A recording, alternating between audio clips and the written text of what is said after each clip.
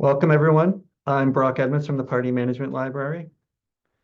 This session is being recorded, and I'll share the recording, slides, a library guide, and a brief survey afterward. Today, we'll be exploring how AI can enhance research while maintaining accuracy and credibility, and how to use it responsibly.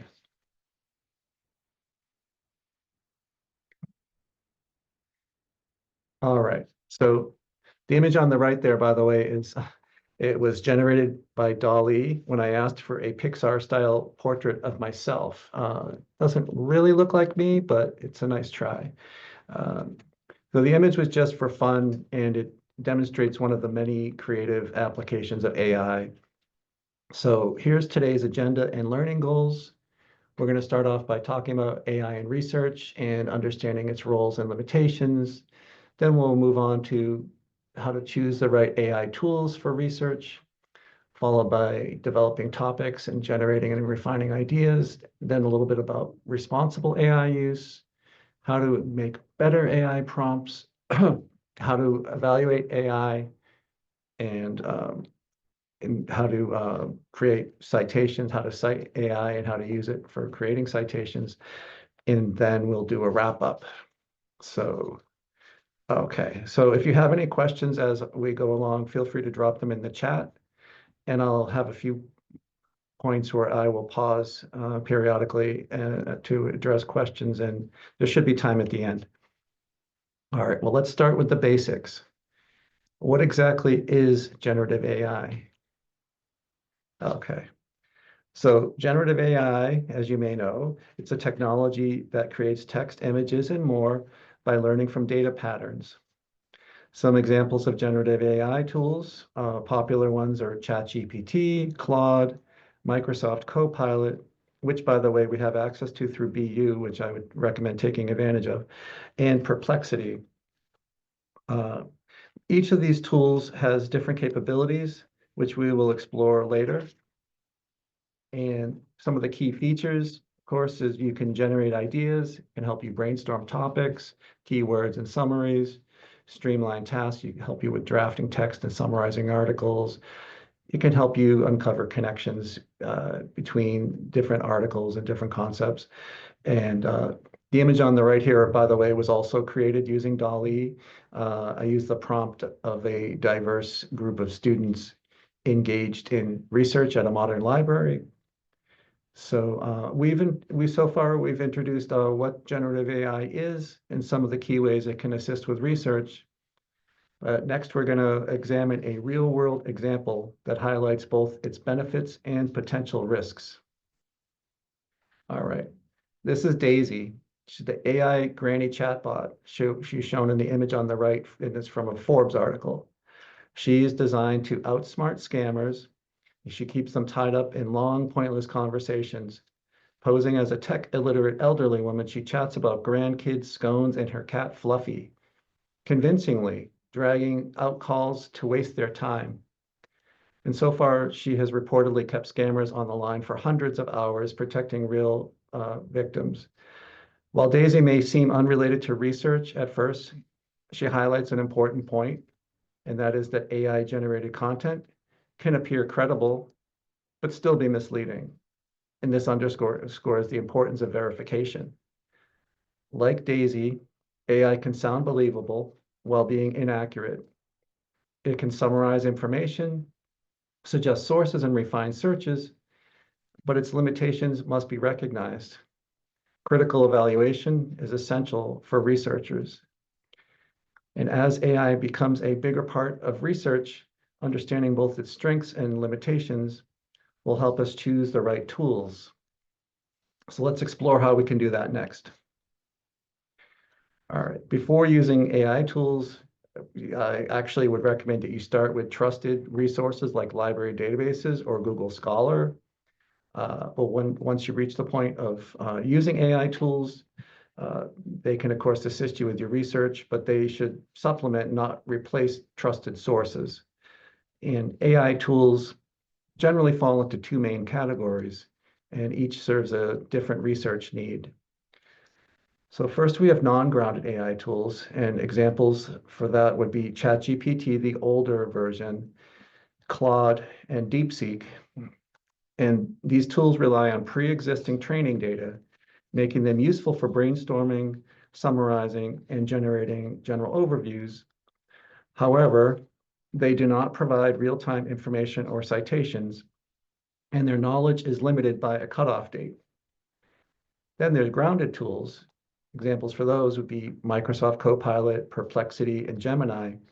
These tools connect to real-time sources and provide citations, making them better suited for retrieving current studies, statistics, verifying facts. And since they pull from up-to-date sources, they offer more reliable, verifiable information.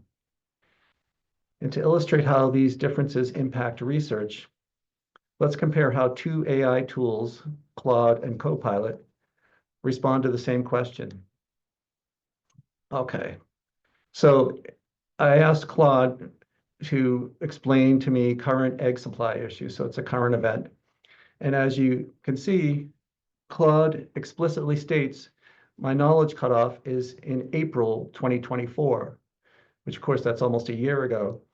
And this highlights a major flaw in non-grounded AI without live data. It cannot provide up-to-date insights on current events.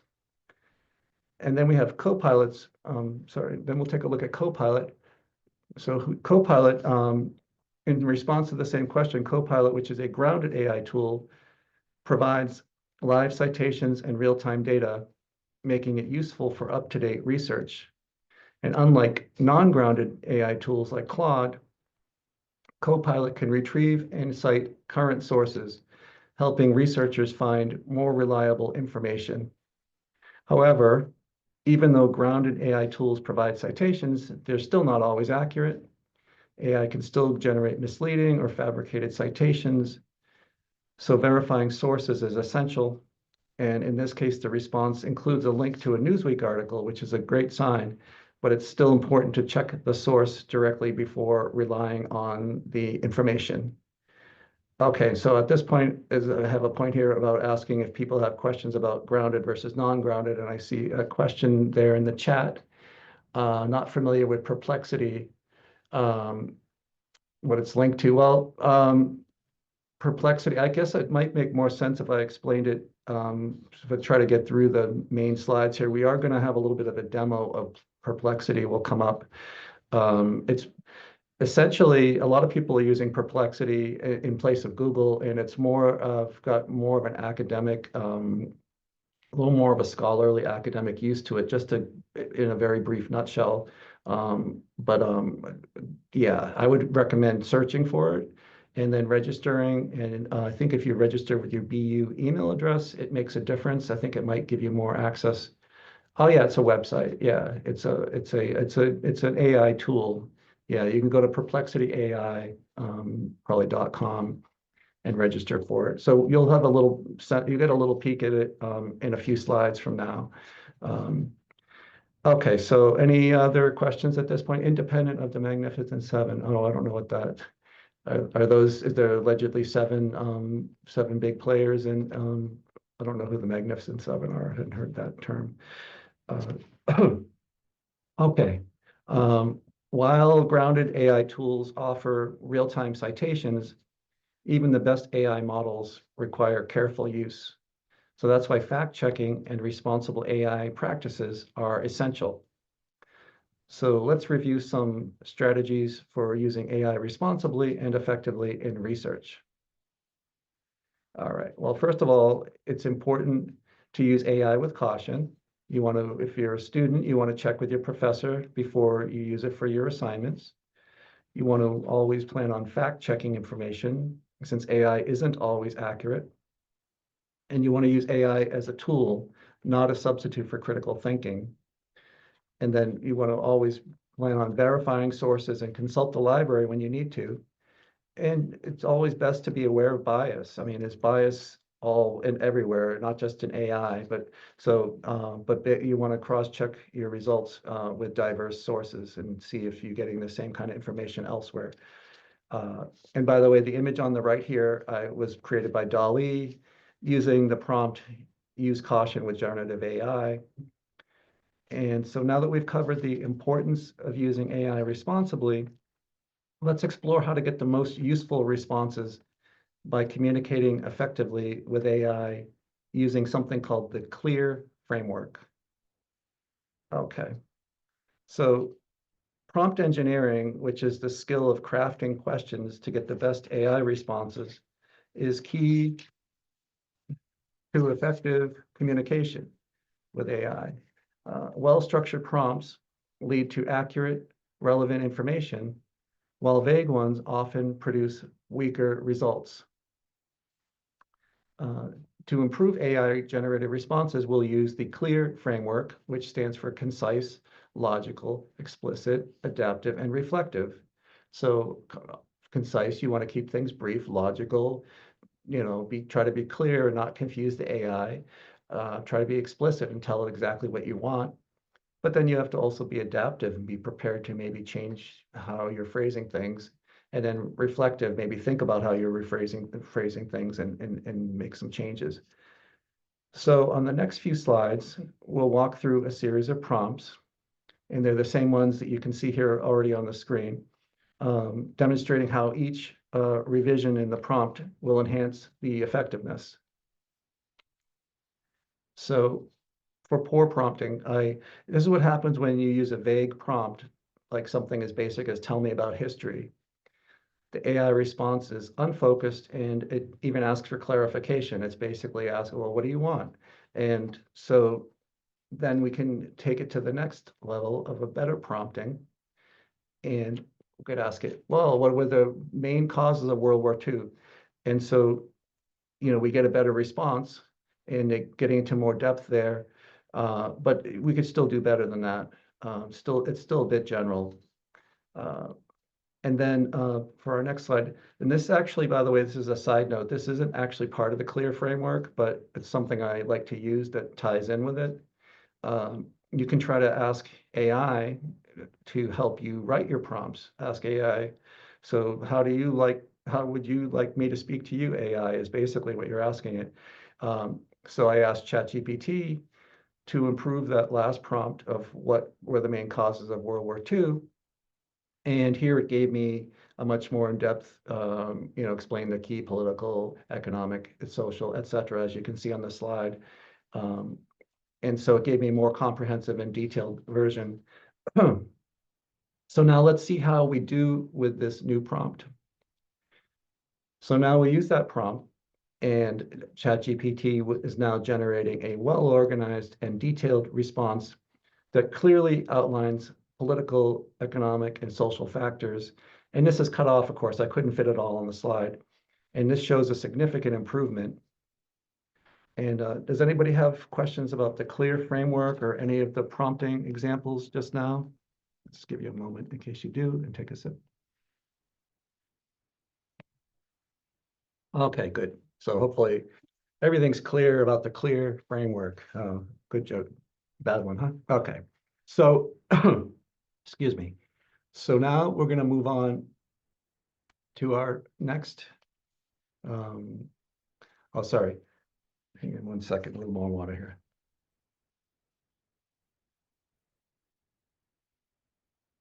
Okay. So the next time you use an AI tool, try refining the prompt and compare the results. Compare the before and after you've made it more, after you've made a more optimal prompt. So now that we've explored how to craft effective AI prompts, let's apply these skills to an essential part of research, choosing and refining a research topic. Okay, so AI can help with brainstorming and search strategies, and it can help with overcoming writer's block. It can help spark new ideas. It could generate relevant research keywords. And here you can see an overview of the research process from generating topics to locating sources. And by the way, the image on the right here was made with Adobe Firefly using the prompt of a university student, sits at a desk happily engaged with their laptop. And so now let's see how Gemini can help us refine a research topic. Okay.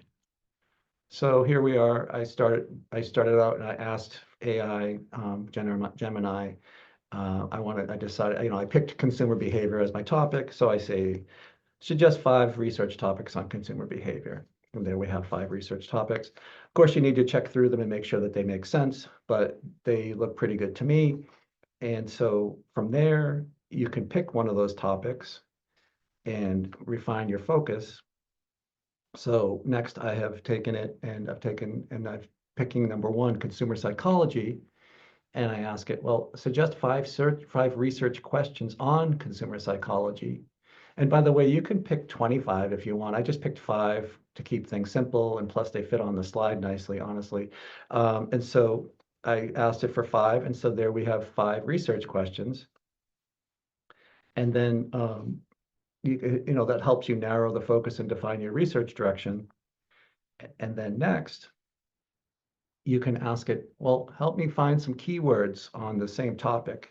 What are the keywords on, I referred to it as question number 1, but it recites the whole question for us again. And so what are the keywords? And so if you use the right keywords when you're doing library research, it makes your research easier and more effective.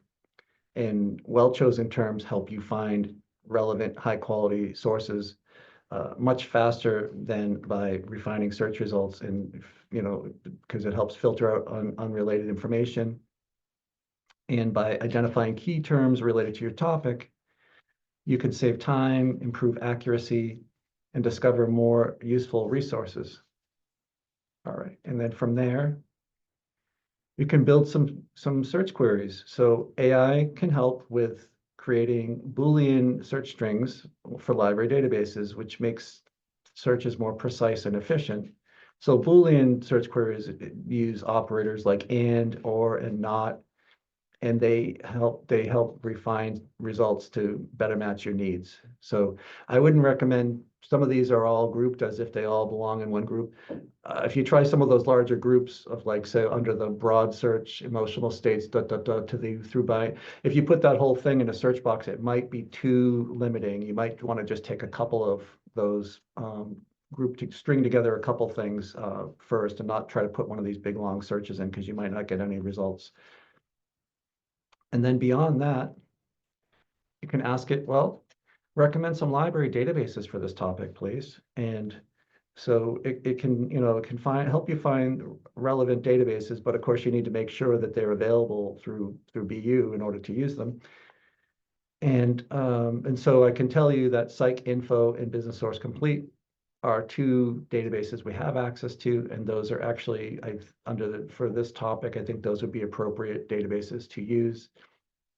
The other ones, actually, we don't have Scopus under number 3, and Web of Science, I might not use that as my first choice. I mean, you could try it, but that wouldn't be I would probably not. I would focus on the first 2. And so this completes the AI-assisted research workflow. Does anyone have questions at this point about applying these steps? Anyone? Okay, let me just make sure I see the chat here. Oh, hang on a second. Okay, I just saw the new question there. Oh, that was a direct message. All right, I can get to that at the end if that's all right. Right. So let's see. Where was I? All right. So locating sources. So AI tools can help identify sources, but assessing their credibility is crucial. So let's apply some strong fact-checking strategies to help ensure the reliability of your research, something that we'll talk about next. Oops, hang on a second. There we go. All right. So fact-checking AI content. So AI can generate misleading or even absurd information. A striking example is when Google's Gemini AI misinterpreted a satirical Onion article, which is shown on the right, as falsely claiming UC Berkeley geologists recommended eating rocks. This highlights the need for fact-checking AI-generated claims as AI can struggle to distinguish fact from fiction, especially when satire or humor is involved.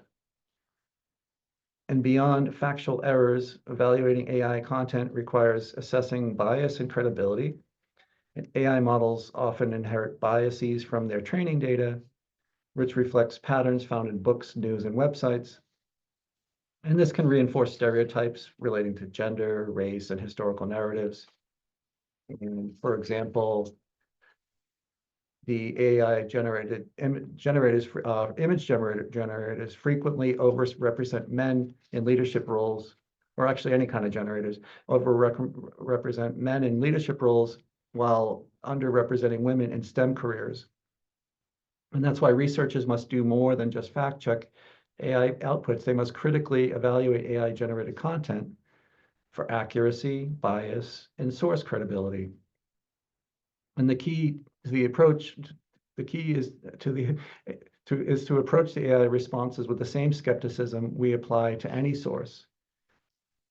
And next, I will introduce a systematic way to evaluate AI content using something called the SIFT method, which helps verify sources, check credibility, and assess reliability. Okay, so using the SIFT method, you want to start off by stop. When you, actually, sorry, I skipped a part. When reviewing AI-generated content, don't assume it's accurate. Using the SIFT method, which was developed by a digital literacy expert named Mike Caulfield, it can help you with assessing its reliability. So the first step is to stop and to pause before accepting AI-generated information. AI can sound authoritative, but it can still be incorrect. You want to take a moment to evaluate its credibility and ask things like, is the publisher reputable? And for example, if AI summarizes a news article, you want to check things like whether it distorts key facts by, you want to try to verify it with the original source. And then the next step is investigate. So examine the AI tools and the sources, and not all AI models rely on trustworthy data. So you want to be asking things like, was this information created by experts? And for example, if AI generates a statistic, is it citing a real survey? If there's no source provided or it doesn't exist, then that's obviously not reliable for your research. And then there's F for finding better coverage.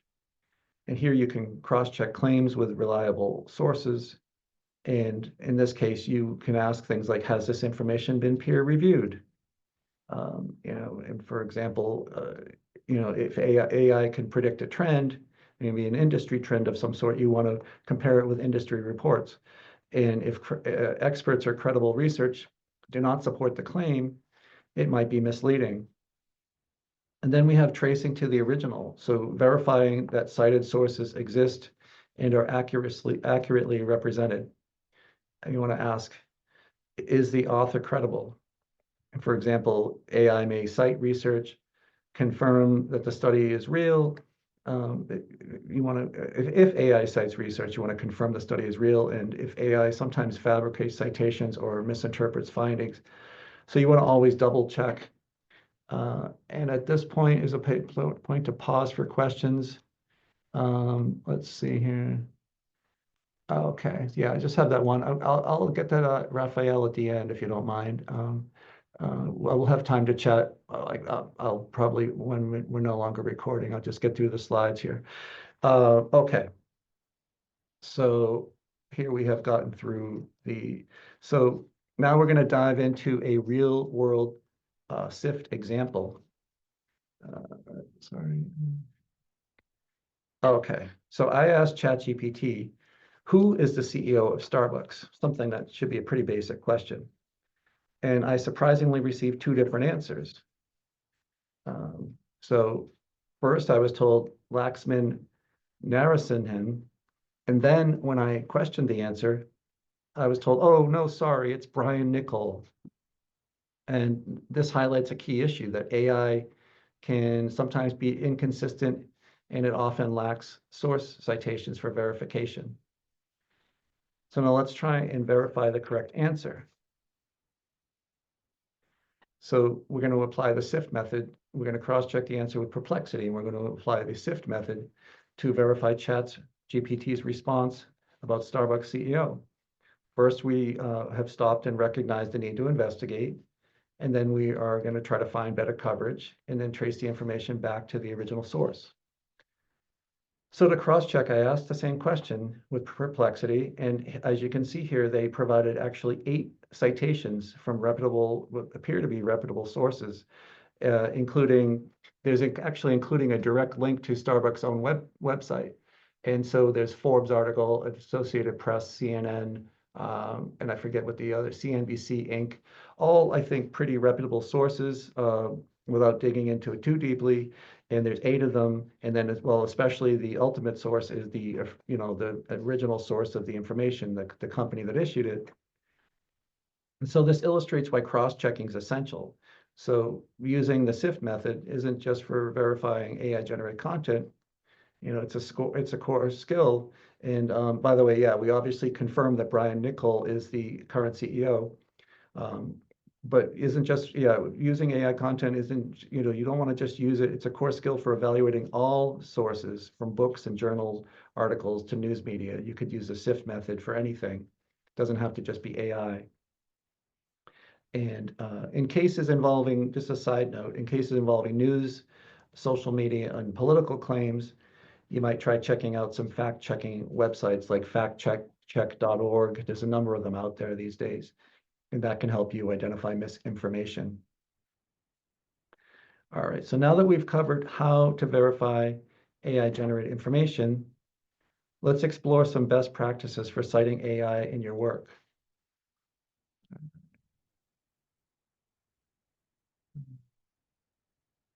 Okay.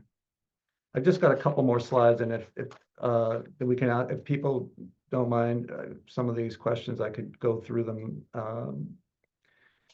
after a couple more slides. There's only like 3 or 4 more slides, and then I'd be happy to, maybe we could shut the recorder off, and then we could get into some of these questions. Just a few more. All right. Okay. So, all right. So now we're going to talk about verifying AI-generated information. Okay, so we're going to explore some best practices for citing AI in your work. So citing AI-generated content, there's when and why, and when should you cite it in academic writing? Well, here are some key guidelines when you should cite AI. You should approach this the same way you cite any other sources in your work. If you directly use AI-generated text, ideas, or analysis in your work, you should cite it. If AI significantly influenced your argument, structure, or thought process, you should plan on citing it. And overall, actually, the overarching theme is if your professor or whatever institution you're at requires AI citations, then that's that prevails. You want to check the guidelines of what they want you to follow.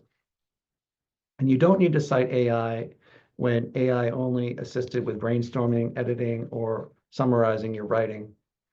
And if the information is common knowledge, widely known and easily verifiable, you don't need to cite it.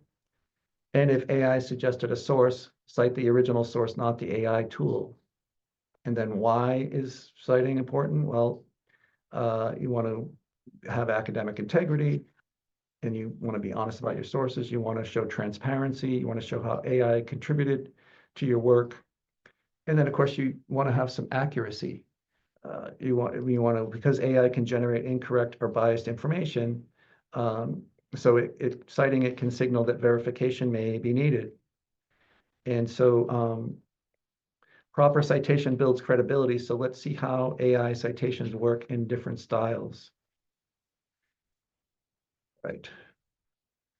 All right, so different citation styles. AI cites things differently. API treats it like software. MLA considers it a web page. Chicago will often use footnotes. And the examples on this slide illustrate the standard format for each style with a sample citation below each guideline. And you want to always, again, check with your professor on their required citation styles and preferred format. And since citation rules evolve, I recommend, going directly to the official style guides and not, keeping my slide as a reference because things could change. So we've just discussed how to cite AI generated content itself. Now let's explore how AI can assist you with citation formatting. And there's just a couple slides left. Um, so AI can be helpful for generating citations for books, articles, and even generated content itself in styles like APA, MLA, and Chicago. You can quickly format in-text citations and reference lists or bibliographies, which can save you a lot of time. However, AI-generated citations are not always reliable. Sometimes they contain errors, omit important details, or even create entirely fake sources, such as journal articles that don't actually exist. And that's why it's important not to rely on AI alone for citation accuracy. And to use AI effectively, think of it as a starting point for generating citations rather than a final source. And always verify citations against trusted resources like the official style guides or library tools. And if something seems off or you're unsure of the library, it can be a great place to check to get reliable citation support. So while AI can make citation formatting more efficient, accuracy is key. You want to always double check before submitting your work. And so the only thing I have left is like a recap slide. So I'm going to pause now since I know we've gotten a couple of questions, and thank you for bearing with me. I just wanted to get through most of these slides before I got into people's specific questions. All right, so we talked about Perplexity. Yeah, it's a website. Is Microsoft Copilot only available within the software products? So if you go to the bu.edu/tech, TECH, that's the IS&T page. Or are you asking if it's an app also, or is it just like web-based? I'm not sure. Yeah, that's the Yeah. question is, I know that it pops up when you're in Microsoft Word or for instance, but a lot of the other tools, they all have websites that you interact with, and I'm not, frankly, haven't used any of them very much. Sure. So I'm trying to get acclimated to Engage, if that makes sense. Oh, of course, yeah. Well, one of the things I'm going to do, that's Raphael, right? Before after we wrap up, and I'm going to send you all a link to the recording, and I actually have a library guide where I listed a lot of these different AI tools, and on that guide, there's actually a link directly to IS&T's page for Microsoft Copilot. It's basically, I think, if you go in through the Microsoft 365 or through one of those suites of Microsoft that we have access to through BU, you should be able to get to it and register using your BU credentials. I think there are ways you can do it sort of personally on a personal account, like if you have personal, but I think using BU's subscriptions a little bit better because I think you can rely more on the integrity of the enterprise protection or whatever. So yeah, so if that helps, there's a link on the guide that I'll be sending. It's right on the first page of the guide because I like to highlight for people that Microsoft Copilot is available through BU. And it's something I didn't realize myself way back when I was first exploring AI. And then we have a question about using non-grounded AI. Is it generally better since it pulls more current information? Or is it more nuanced and grounded with AI being? So the grounded AI is, if you're going to be doing something where you're doing some kind of fact checking, where you want to find, you ultimately want some kind of data to support, more like you're doing research. I'm sorry, I'm reversing it. I'm speaking about it backwards. No, non-grounded is more, it's fixed in time. Think of the data as all fixed in time. They pulled a bunch of data up to a certain date. It only knows what's happening in the world up until, like that Claude example, its knowledge cut off in April of 2024. It doesn't know anything that's happened since then. So tool like Claude, its expertise is more in helping you generate ideas, helping you brainstorm, helping you craft written things. it does have general knowledge, like you could ask it, I don't know, about, historical, about the, American history way back when. But you're not going to want to use it if you're trying to research something really recently, because it's not going to know, like when I did the example of current egg prices, it doesn't know anything about what's happening recently. So so as far as which one's better, it depends on what your task is. And also the library guide that I'll be sending along gets into a little bit of what kinds of tasks you would generally want to use for non-grounded and which ones you would want to use for grounded. So does that help, Gary? Yeah, hopefully that answers it. Yeah, it does. Thank you. Okay, perfect, sure. Are there other questions at this point? Oh, here we have. Where does Mistral fall into all of this? I am familiar with Mistral. I don't know if it's, I have not, that was a direct message from Raphael, asked me about Mistral. I am familiar with Mistral. I haven't used it that much. I honestly, off the top of my head, don't know if it's grounded or non-grounded. If you're ever wondering if an AI tool is grounded or non-grounded, you could actually ask it, you could ask it, or ask it, something that happened very recently. And it should be hopefully upfront like Claude and tell you, oh, my knowledge ended on a certain date. I can tell you what happened up until this date. But I honestly haven't really used Mistral. I know they've gotten some press recently, but there's a lot of tools out there and there's a lot to keep up with actually with AI. So I haven't actually, I assume this is an article, or is this a login for Mistral? Yeah, I'll check it out. I haven't really had many people ask about it. I've been meaning to brush up on it a little bit more because I know they've recently been getting some news. Does that help? I hope, Raphael. Yeah, good. All right, perfect. So I'll have another, I have one more slide. It's just a wrap-up slide. And there's still an opportunity to ask questions here. So, oops, hang on a second. So AI, is a powerful research assistant when you use it responsibly. You want to always verify AI-generated information, cite AI usage appropriately, and combine AI tools with traditional library resources for stronger research. I would recommend experimenting with different AI capabilities, different AI tools to understand their capabilities. They have different strengths and limitations, but also at the same time, maintain critical thinking throughout that process. Don't just trust it as that, oh, it knows more than me, because it doesn't.